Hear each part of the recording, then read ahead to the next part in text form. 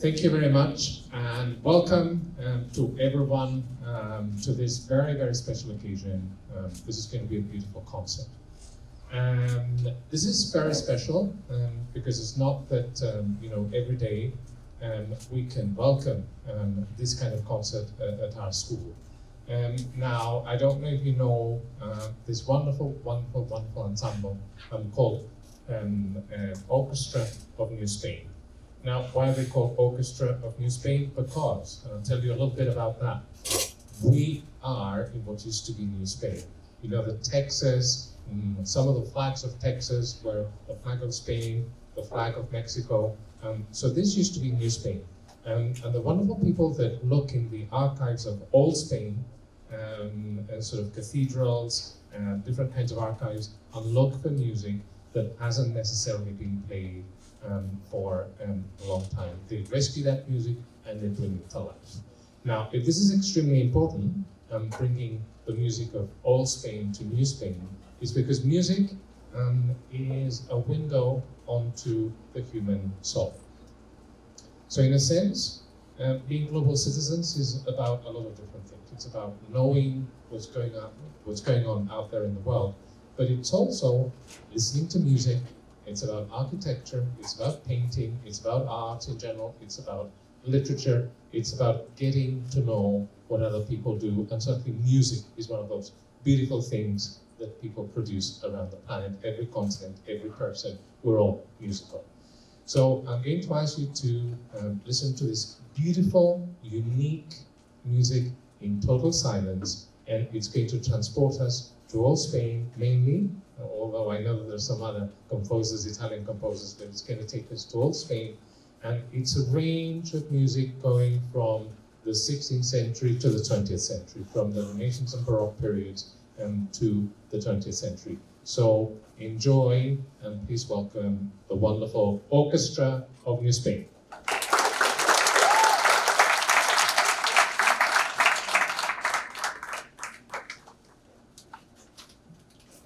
Your discipline is astonishing. I don't know what they do to you, but it's wonderful to have you ready to listen. Let's go right to the music. We're going to start with a piece called La Folia. And to help you remember this, I'd like for you to repeat after me. Folia. Folia. Folia. La Folia. La Folia. Yeah. And the title ends with and 18 diferencias. And a diferencia in Spanish is simply a modified version of the tune you're going to hear. So the very first thing we're going to hear in this piece, before all the differences, is that tune, which is known throughout the musical world as one of the oldest and favorite songs, so to speak, of history. La Folia.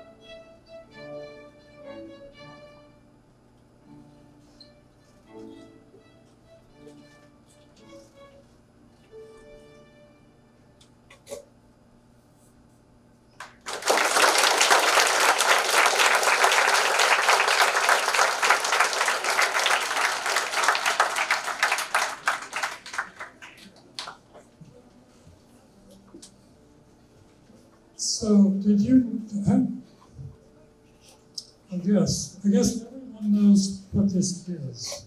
So anybody who doesn't know what this instrument is, okay, everybody knows that this is the cello, which is the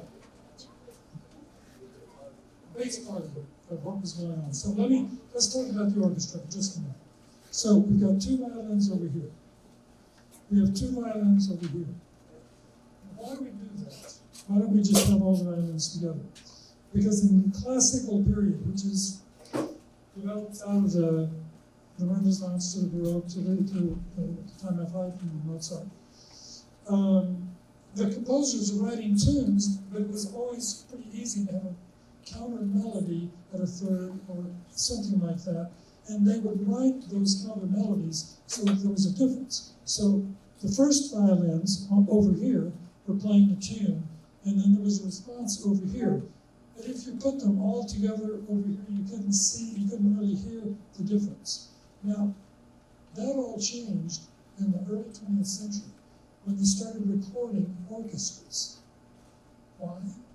Because they put the microphone, they would get the top notes over here, and they put everything else, the bass, the cello, the viola over here, where they had a big microphone that would pick up all the bass stuff. So we, who practice what we call in these days, historically informed performances. We're thinking about how they did it 200 years ago. Let's segue to dance music. We call this our dance conference, music from dance. And the reason we do that is because we play for dance groups a lot, especially flamenco. So flamenco uses lots of different dance movements, just as the folia does the same thing. And so we've picked several dance forms to play for you. The next one is called the haka. Now, this is actually not only 20th century, the piece, but it's 21st century because it was written about 10 years ago for the Albuquerque Flamenco Company. So we're going to play for you now a version of Hakara. Say it, please. No, Hakara. Not yet.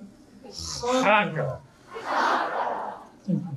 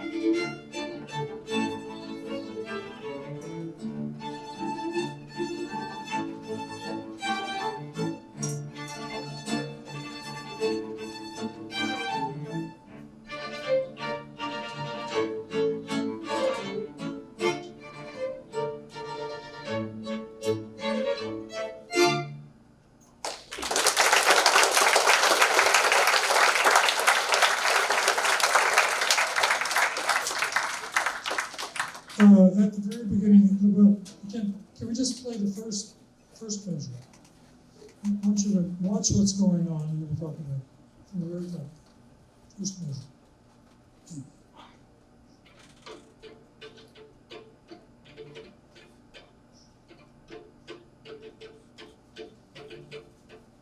Okay, so what do we call that? Col legno. What would that mean? What's legno? It's wood. So you use the bow in a different way. Now just show them that. Show. We're going to play from the wood. So the strings don't actually touch. Further in. Oh. What do you know? The bow, the wooden part is called a bow, and it's got horsehair on it. And to get it to sound though, actually you have to put some glue on it, so it drags across the string. So now we're going to look at the guitar for a minute. Noe is going to play for you a couple of short pieces. Oh, okay, he's going to play the rondo that's in your program. So.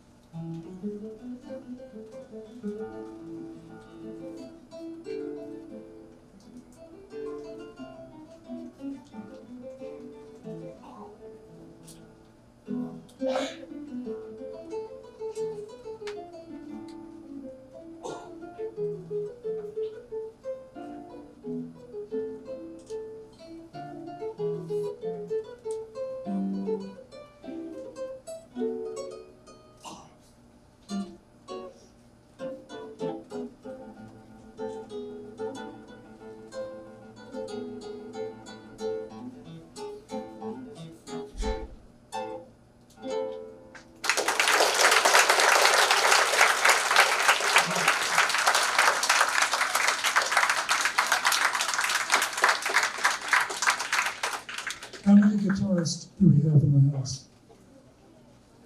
How many of you are guitarists? Very good. How many of you play cello? There's a dearth of cellists coming along. Doctor, we're going to have to do something about that.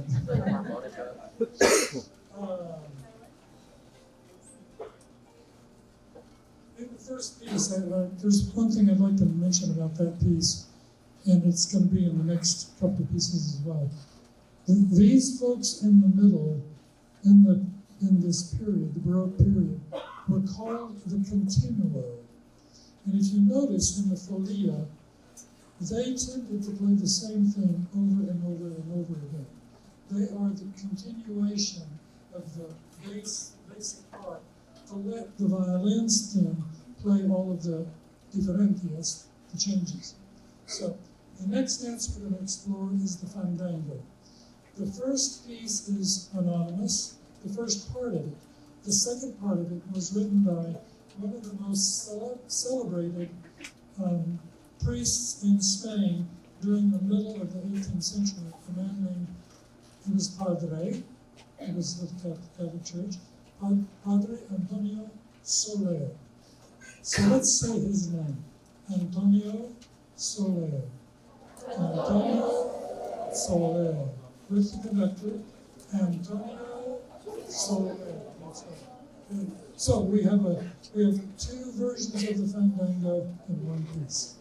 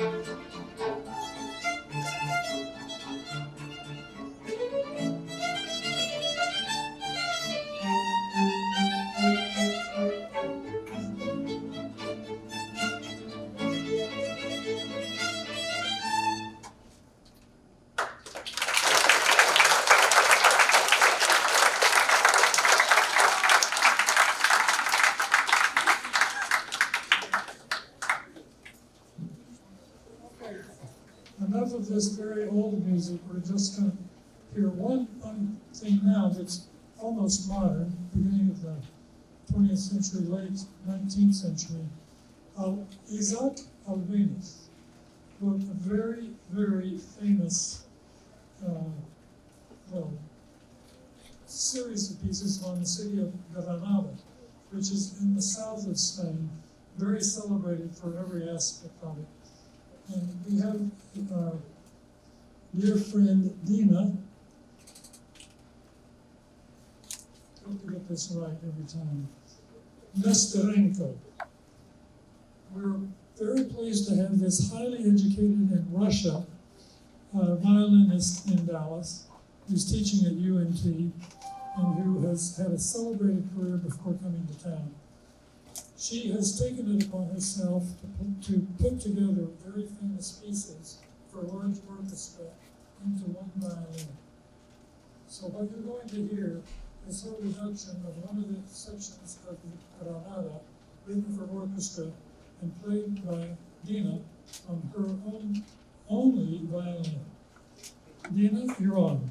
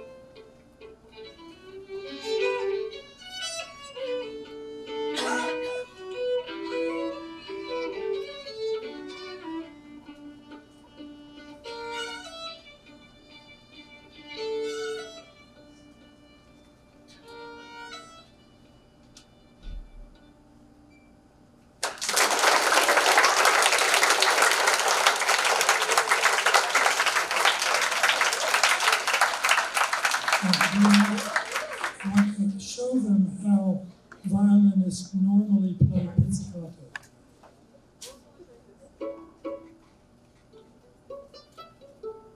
And show them what you were doing with your left hand. But I also do it while I play the other one. So she's holding one note and plucking with her left hand the other note. You don't do that. This is new stuff. Thank you very much. Wonderful.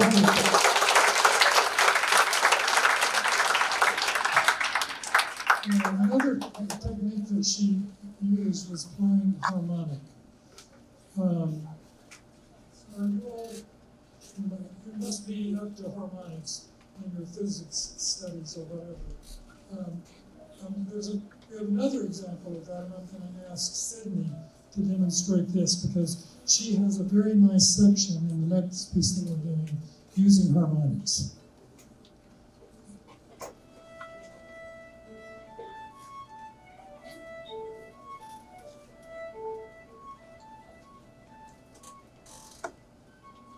So how do you do that? Okay, so a lot of times we'll just, when we play our notes, we're like pressing our fingers all the way down, right, to play these notes. But harmonics are when you just rest one finger above a string. You have to be in the right spot. So if you're not in the right spot, as you'll hear just now, it kind of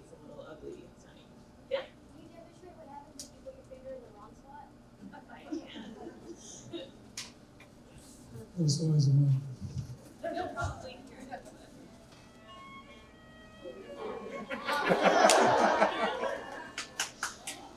Shoot that cat. So in the midst of this piece, you're going to hear that sound, and just understand that it is not at all easy to do. However, the composer was a cellist, so he wrote as hard stuff as he could possibly do, so others couldn't play it. And he actually was Italian, but spent most of his career in Madrid. Boccherini is his last name. Boccherini. Okay, so this is, we're doing the last three movements of the Boccherini guitar concerto to close our program.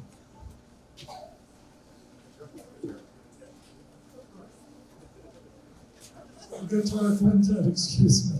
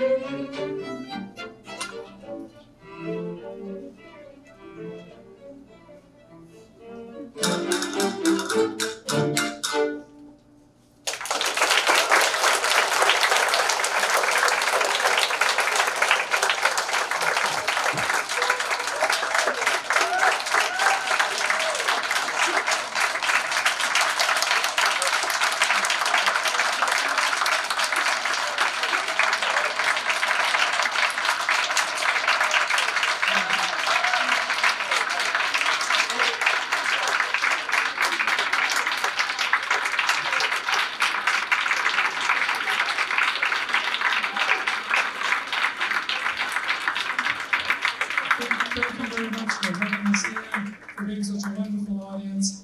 And in the back of your program, you'll find when and where you can hear us next. Thank you again for having us here. If I may very briefly, just to say that I was delighted to hear this wonderful music.